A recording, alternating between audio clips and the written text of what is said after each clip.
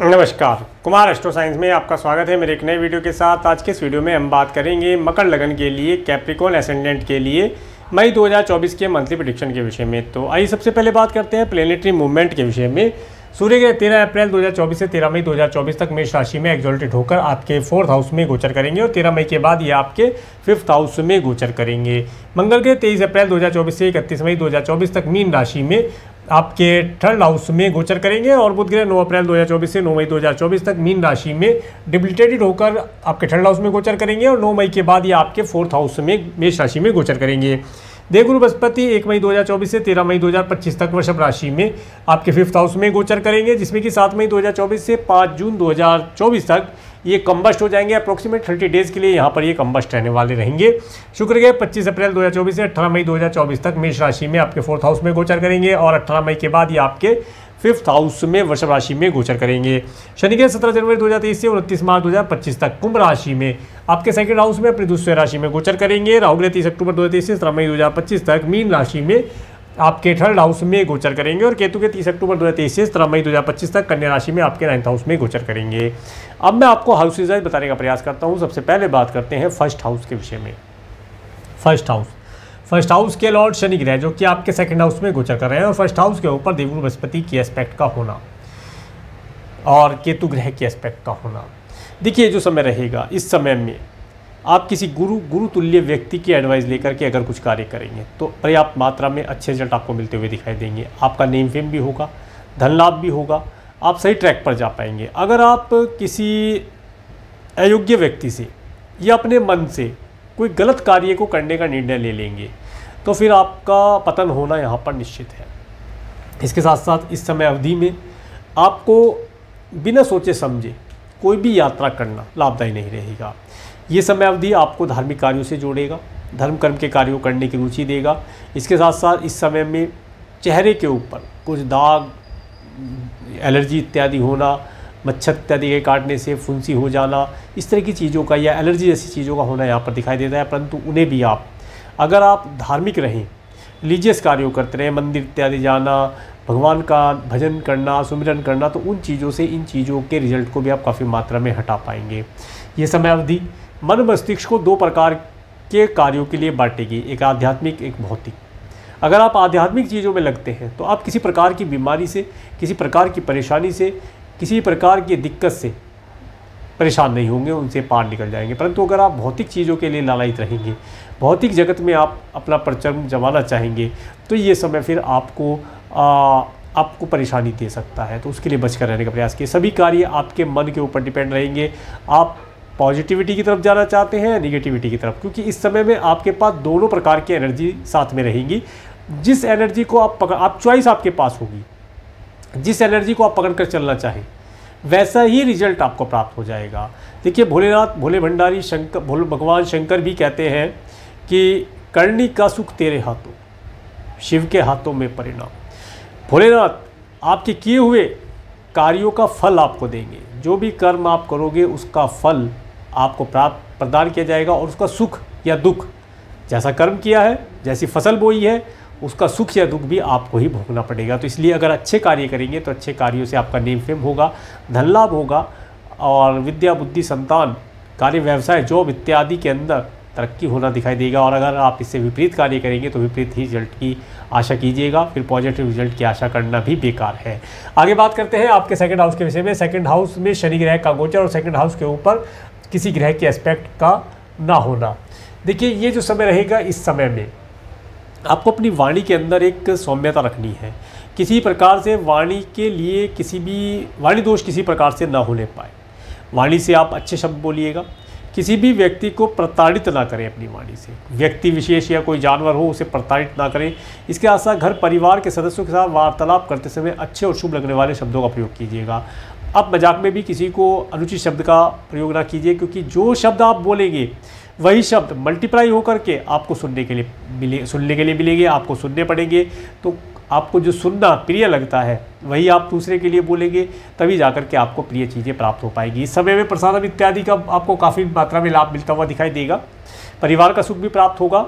इसके साथ साथ अगर आप सिंगिंग इत्यादि रिलेटेड कार्य करते हैं उन कार्यों में आपको सफलता मिलती हुई दिखाई देगी।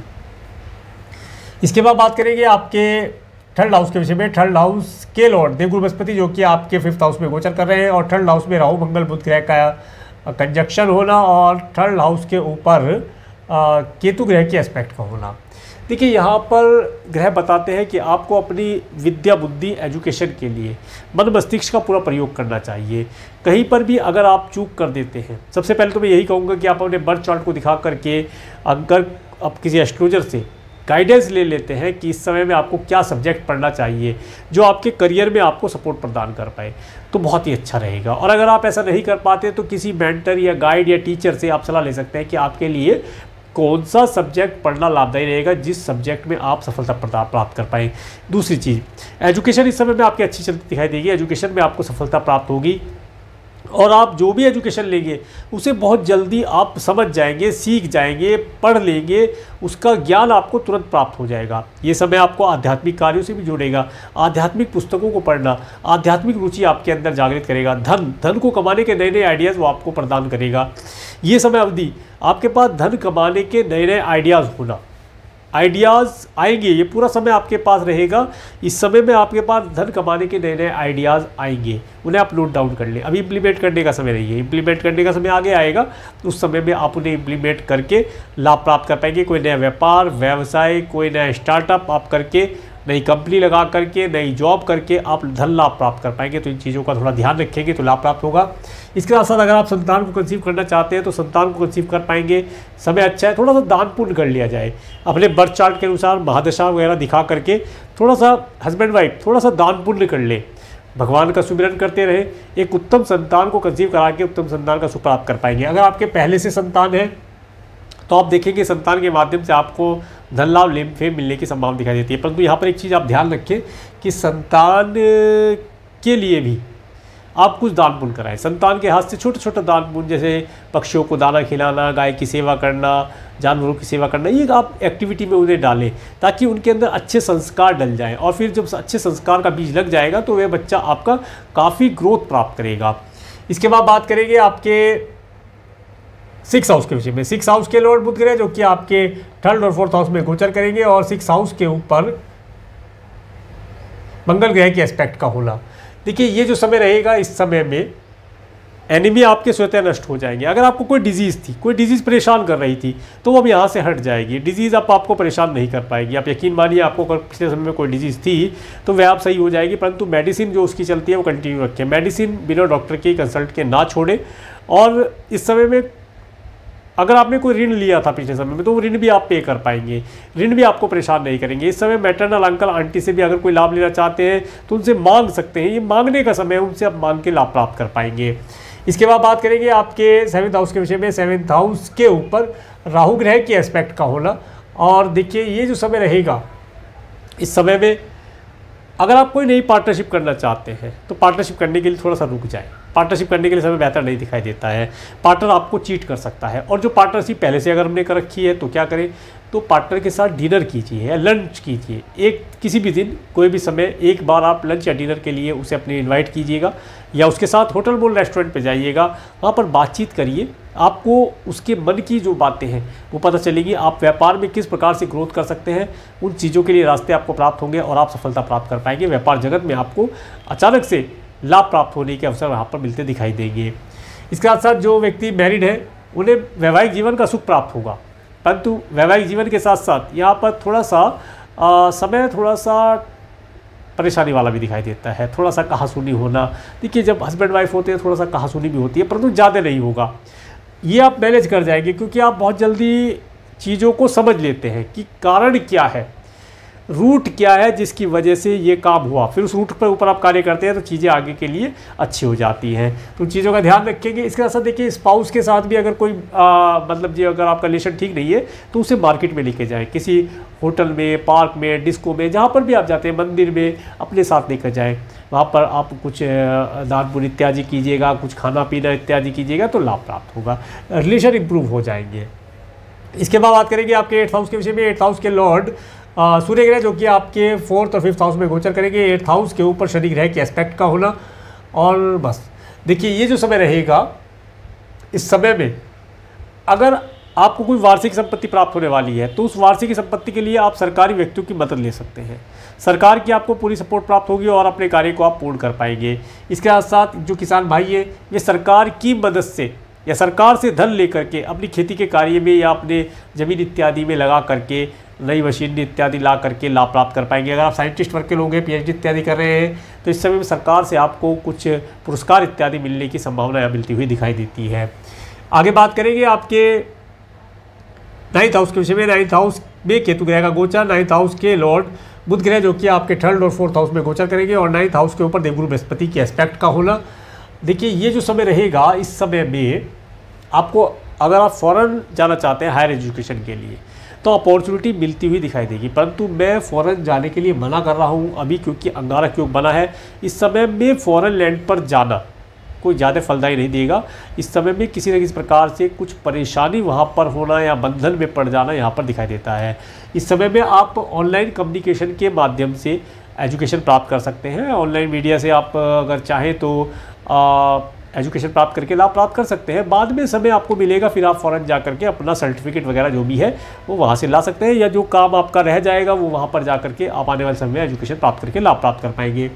अगर आप वीज़ा PR इत्यादि के लिए अप्लाई करना चाहते हैं तो इस समय वीज़ा PR इत्यादि के लिए अप्लाई कर सकते हैं, करना लाभदायी रहेगा। एकदम से तो होगा नहीं, चीज़ों में समय लगेगा। इसके साथ साथ ये समय आपको लीजियस ट्रैवल कराएगा, कोई लीजियस ट्रैवल करके आप लाभ प्राप्त करेंगे। इस समय में पूरे परिवार का सुख आपको मिलता हुआ दिखाई देगा। आगे बात करेंगे आपके 10th हाउस के विषय में। 10th हाउस के लॉर्ड आपके 4th और 5th हाउस में गोचर करेंगे और 10th हाउस के ऊपर सूर्य और शुक्र ग्रह का ही एस्पेक्ट पड़ रहा है।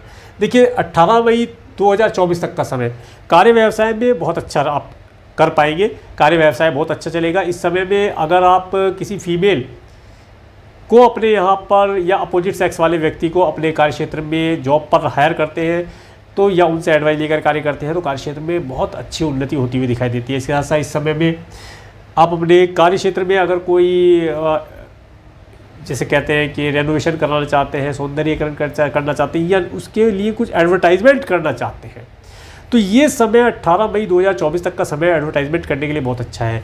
एडवर्टाइजिंग कंपनी के माध्यम से या एडवर्टाइज करने से या अपने मार्केटिंग टीम को मार्केट में भेजने से आपकी कंपनी का नेम फेम होगा, आपकी कंपनी की ग्रोथ बढ़ेगी, आपके प्रोडक्ट की सेल बढ़ेगी, प्रोडक्ट या सर्विस जो भी आप सेल करते हैं उसकी सेल बढ़ेगी और आपको लाभ की प्राप्ति होगी। कार्य क्षेत्र में आनंद का एक अनुभव आप प्राप्त कर पाएंगे, कार्य क्षेत्र में काफ़ी मन लगेगा। पर कार्य क्षेत्र आपके लिए पूरा ही महीने आपके लिए बहुत अच्छा बना हुआ है। एम्प्लॉय की आवश्यकता है, हायर करें, आपको 110% सफलता मिलती हुई दिखाई देगी। आगे बात करेंगे आपके 11th हाउस के विषय में। 11th हाउस के लॉर्ड मंगल ग्रह जो कि आपके 3rd हाउस में गोचर कर रहे हैं और 11th हाउस के ऊपर देवगुरु बृहस्पति के एस्पेक्ट का होना और शनि ग्रह के एस्पेक्ट का होना। देखिए ये जो समय है और राहु ग्रह के एस्पेक्ट का होना, राहु ग्रह की एस्पेक्ट का होना, इस समय में धन आपके पास आएगा, परंतु संचय कर पाने की कैपेबिलिटी आपके अंदर अगर है तो आप संचय भी कर पाएंगे। अदरवाइज आपका धन किसी न किसी कारण से ऐशो आराम की चीज़ों पर, मौज मस्ती की चीज़ों पर, कुछ पेट्रोल, केमिकल, गैस इत्यादि चीज़ों के ऊपर खर्च होता हुआ दिखाई देता है। या आप कोई इंस्ट्रूमेंट खरीद लें, इलेक्ट्रॉनिक गैजेट खरीद लें, उनके लिए धन यहाँ पर खर्च हो जाएगा। कुछ मित्र आपसे धन की डिमांड भी कर सकते हैं। धन आपके पास आएगा जरूर, परंतु उसे आप सेविंग कर पाएँ तो बहुत अच्छा है। अदरवाइज वो धन आपका आया हुआ धन किसी न किसी कारण से खर्च होता हुआ दिखाई देता है। नेम फेम आपको काफ़ी प्राप्त होगा, जिस प्रकार का आप कार्य करेंगे उसी प्रकार से आपको आपका नेम फेम यहाँ पर मिलता हुआ दिखाई देगा। आगे बात करेंगे आपके 12th हाउस के विषय में। 12th हाउस के लॉर्ड देवगुरु बृहस्पति जो कि आपके 5th हाउस में गोचर कर रहे हैं और 12th हाउस के ऊपर किसी ग्रह की एस्पेक्ट नहीं है। देखिए ये समय, इस समय में आपको रिलीजियस रहने से अधिक लाभ होगा। आप रिलीजियस रहते हैं परंतु इस समय में आपको थोड़ा ज़्यादा रिलीजियस होने से फ़ायदा होगा। पूजा पाठ इत्यादि करना, मन में धार्मिक विचार होना, धार्मिक वीडियोस देखना, सत्संग करना, कीर्तन करना। अगर आप स्टूडेंट हैं तो भगवत गीता, श्रीमद् भगवत गीता यथारूप उसे आप पढ़ सकते हैं, बहुत अच्छी है। उसे पढ़ने से आपको क्या करना चाहिए, क्या नहीं करना चाहिए, क्या खाना चाहिए, क्या नहीं खाना चाहिए, किस समय उठना चाहिए, किस समय सोना चाहिए, इन चीज़ों के बारे में जानकारी प्राप्त होगी। जीवन को जीने की जो कला है वो भगवत गीता के अंदर बताई गई है कि किस प्रकार से वो व्यक्ति के जीवन का मैनुअल है किस प्रकार से जीवन जिए और यहाँ से पार होने की कोशिश की जाए। इस समय में आप जो भी दान पुण्य करेंगे वो आपको बहुत अधिक उत्तम रिजल्ट प्रदान कराने वाला रहेगा। उस दान पुण्य का कई गुना रिजल्ट आपको प्राप्त होगा। तो धार्मिक रहने का, दान पुण्य करने का प्रयास कीजिएगा, लाभ प्राप्त होगा। अब मैं आपको डेट वाइज बताने का प्रयास करता हूँ। देखिए 1, 2, 3 मई का समय, ये आपको धन देने वाला रहेगा। इस दिन आपके पास धन का आवागमन होना, मन काफ़ी प्रसन्न रहना, पूरे परिवार का सुख मिलना, सिंगिंग इत्यादि से आपको आनंद की अनुभूति प्राप्त होती हुई दिखाई देगी। 4 और 5 मई का समय, 4 और 5 मई का समय, ये समय आपको मार्केटिंग इत्यादि कार्यों करने से लाभ प्राप्त होगा। ऑनलाइन सोशल मीडिया प्लेटफॉर्म के माध्यम से कुछ गुड न्यूज़ प्राप्त हो सकती है और इस समय में नौकर चाकर का भरपूर सुख आप प्राप्त करके लाभ प्राप्त कर पाएंगे। सिबलिंग्स और पड़ोसियों से भी कुछ लाभ की आशा यहाँ पर मिलती हुई दिखाई देती है।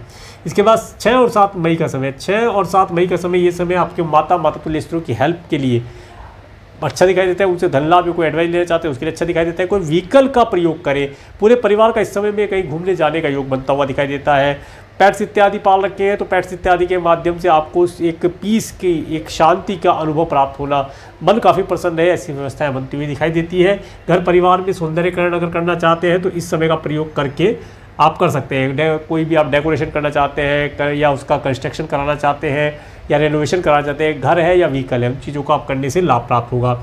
इसके बाद 8-9 मई का समय, देखिए 8 और 9 मई का समय स्टूडेंट के लिए बहुत अच्छा दिखाई देता है। लव रिलेशन जो बनाना चाहते हैं उनके लिए 7, 8, 9 मई का समय अच्छा दिखाई देता है। इस समय उनके लिए फेवरेबल रहेगा। जो स्टूडेंट एजुकेशन ले रहे हैं उनके लिए भी 8-9 मई का समय अच्छा है। एजुकेशन लेने में उन्हें सफलता प्राप्त होगी। एजुकेशन में कोई सटीक निर्णय लेना है अपने करियर के रिलेटेड या अपने भविष्य को मद्देनजर रख करके, तो उसके लिए किसी एस्ट्रोलॉजर से आप कंसल्ट अवश्य लें। संतान को कंसीव कराने के लिए 7, 8, 9 मई का समय अच्छा दिखाई देता है। इस समय संतान को कंसीव करा के एक उत्तम संतान का सुख आप प्राप्त कर पाएंगे, ऐसा योग यहाँ मिलता हुआ दिखाई देता है। संतान के माध्यम से भी आप काफ़ी नेम फेम और धन लाभ का अनुभव प्राप्त करके खुश रहेंगे। इसके बाद 10, 11, 12, देखिए 10 और 11 मई का समय, ये आपको थोड़ा सा हेल्थ के लिए अपनी केयरफुल रहना चाहिए। इस समय में अगर आपका कोई लीगल मैटर चल रहा है तो लीगल मैटर से आपको बचना चाहिए और इस समय में अपने लीगल मैटर को शॉर्ट आउट करने का भरसक प्रयास करना चाहिए। हर कोशिश करके अपने मैटर को शॉर्ट आउट करके एक नया जीवन, आने वाले समय को अच्छाई की तरफ लेकर के जाने का प्रयास करना चाहिए। क्योंकि अगर आप पुरानी गलतियों या पुरानी परेशानियों में उलझे रहे तो आगे वाला जीवन तो आपका वैसे ही व्यर्थ हो जा रहा है। उसे बचाने के लिए इस वाली परेशानी को यही शॉर्ट आउट, यही पूर्ण विराम करके आने वाली जीवन के अंदर खुशियों को देखने का प्रयास कीजिएगा, लाभ अवश्य प्राप्त होगा। अगर आप लोन इत्यादि लेना चाहते हैं इन डेट का प्रयोग करके आप लोन इत्यादि के लिए अप्लाई कर सकते हैं, करना लाभदायी रहेगा। इसके बाद 13-14 मई का समय, देखिए 13-14 मई का समय, ये मैरिज लाइफ, जो मैरिड है उनकी मैरिज लाइफ के लिए अच्छा दिखाई देता है। इस समय में आप अच्छी मैरिज लाइफ का सुख प्राप्त कर पाएंगे। पार्टनरशिप अगर किसी के साथ है तो इस समय पार्टनर के साथ लंच इत्यादि अवश्य किया जाए। आप इस समय में अपने स्पाउस के साथ होटल, मॉल, रेस्टोरेंट इत्यादि में जाएं ताकि उनके साथ रिलेशन को इम्प्रूव करके लाभ प्राप्त कर पाएँ। इसके बाद 15, 16, 17 मई का समय, देखिए यहाँ पर 15, 16, 17 मई का समय आपको ऑब्स्टेकल देने वाला रहेगा। इस दिन आपके सामने ऑब्स्टेकल आना, परंतु उन्हें आप जंप कर पाएंगे। जंप करके आगे बढ़ते जाएं, रुकना नहीं है आपको। इस समय में अगर कोई पैतृक संपत्ति रिलेटेड कार्य पेंडिंग है, वार्षिक संपत्ति रिलेटेड कार्य पेंडिंग है, उन कार्यों को करने के लिए हार्डवर्क करना होगा, स्ट्रगल करना होगा, तब जाकर के रिजल्ट आपको प्राप्त हो पाएंगे। इसके बाद 18-19 मई का समय, देखिए 18-19 मई का समय दो चीज़ें मैं बताता हूँ।